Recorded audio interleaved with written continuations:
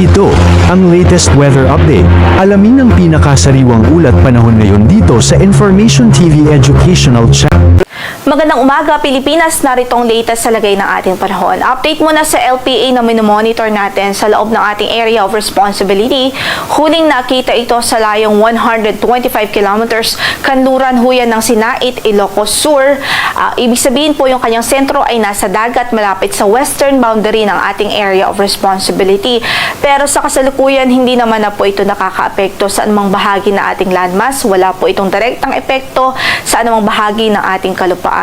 Although possible pa rin yung mga localized thunderstorms, mga pulo-pulong pagkilat pagkulog sa northern at central Luzon. Sa nakikita din po natin, based na rin sa ating latest analysis at forecast, posible po na yung LPA na ito ay lumabas na rin ng ating area of responsibility within the next 24 hours or within today din ho yan.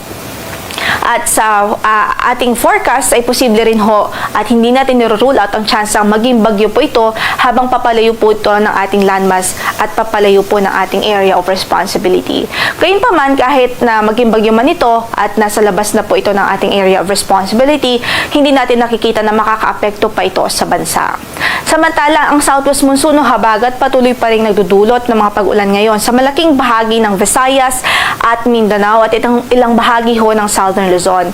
Maya-maya lamang ay iisa-isahin po natin yung mga lugar kung saan yung mga karanas ng mga pag-ulan dulot po ng habagat.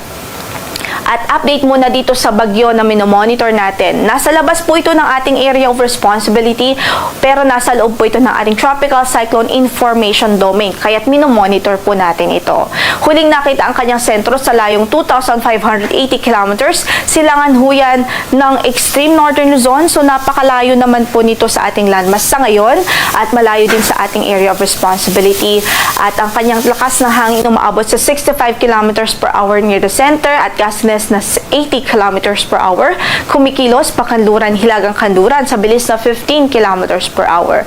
Pero based po sa ating latest analysis at forecast, may posibilidad po na by Sunday o Monday ay pumasok po ito ng ating PAR o ng ating area of responsibility at kung sakali ay papangalanan po natin itong si Bagyong Fabian. Based na rin sa ating forecast at analysis, may posibilidad din na bago po ito pumasok ng ating area of responsibility or upon entry ng ating PAR ay typhoon category na po ito dahil nakikita natin na itong bagyong ito ngayon ay nasa tropical storm pero sa mga susunod na araw ay unti-unti pa rin po itong lalakas. Samantala sa ating ding forecast at patungkol naman sa track ho nito, generally westward ang kanyang magiging movement sa mga susunod na araw hanggang sa unti-unti po itong pupunta dito sa hilagang kanluran. Pero hindi natin niro-rule out ang chance na maapektuhan nitong bagyo ang extreme northern Luzon sa mga susunod na araw. Kaya pinakamainam po na mag-antabay po tayo sa magiging updates ng Pag-asa ukol dito sa bagyo.